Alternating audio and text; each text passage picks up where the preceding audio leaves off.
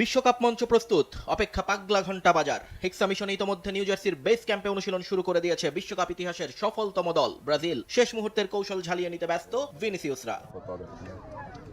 তবে নেইমারকে নিয়ে সেলেসাও শিবিরে রয়ে গেছে চিন্তার ভাঁজ। কাফ ইনজুরির কারণে প্রথম দিনের গণমাধ্যমের জন্য উন্মুক্ত অনুশীলনে দেখা যায়নি পোস্টার বয়কে। চোট থেকে সেরে ওঠার লড়াইয়ে থাকা এই তারকাকে ছাড়াই আপাতত ক্লিভল্যান্ডে মিশরের বিপক্ষে নিজেদের শেষ প্রস্তুতি ম্যাচের ছক কষছেন Ancelotti.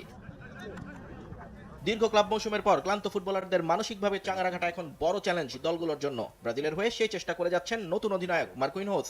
Mas quando eu começo os meus primeiros আমার মতে এই মৌসুমে ও বিশ্বের সেরা ডিফেন্ডার ছিল। এই পেনাল্টি মিসের বোঝা ওর একা বয়ে বেড়ানোর কথা নয়। একটা বাজে মুহূর্ত কখনোই ওর পুরো মৌসুমটাকে মুছে দিতে পারে না। বিশ্বকাপে আমাদেরকে ওর পুরোপুরি ফর্মে দরকার, তাই ওকে শক্ত থাকতে এবং মাথা উঁচু রাখতে বলেছি। já me revertia. যুক্তরাষ্ট্রের কড়া রোদ আর গরম এবারের বিশ্বকাপে দলগুলোর জন্য হতে যাচ্ছে বড় পরীক্ষা। বিশেষ করে ম্যাচের দ্বিতীয়ার্ধে ক্লান্তি ভর করলে ফলাফল ধরে রাখা কঠিন হবে সবার জন্য। ম্যাচ জিততে তাই প্রথমার্ধেই গোল করার দিকে বেশি মনোযোগ ব্রাজিল ক্যাপ্টেনের। Foi para ele também esse momento, mas para mim যে দলটা শুরুতে গোল দিয়ে গিয়ে যাবে তারা অনেক বড় সুবিধা পাবে, কারণ এই কড়া রোদ আর গরমে মাঠের কন্ডিশন বিবেচনায় স্কোর লাইন তাড়া করাটা ভীষণ ক্লান্তিকর। ক্লাব বিশ্বকাপে আমার এই অভিজ্ঞতা হয়েছে, যা এখানে কাজে লাগবে। 3, 4, 5 minutos da minha comemoração. কিংবদন্তিদের উত্তরসূরি হিসেবে বিশ্বকাপে হলুদ শিবিরের আর্মব্যান্ড পরাকে বিশাল সম্মানের মনে করছেন এই পিএসজি ডিফেন্ডার। তবে শুধু ফুটবল খেলা নয়, মাঠের বাইরের নেতৃত্ব এবং সবাইকে এক সুতোয় বেঁধে রাখাটাই বড় দায়িত্ব মানছেন মার্কুইনহোস। আগামী 13 জুন নিউ জার্সিতে মরক্কোর বিপক্ষে ম্যাচ দিয়ে শুরু হবে ব্রাজিলের হেক্সা মিশন, যেখানে সি গ্রুপে সেলেসাওদের বাকি দুই প্রতিপক্ষ হাইতি এবং স্কটল্যান্ড।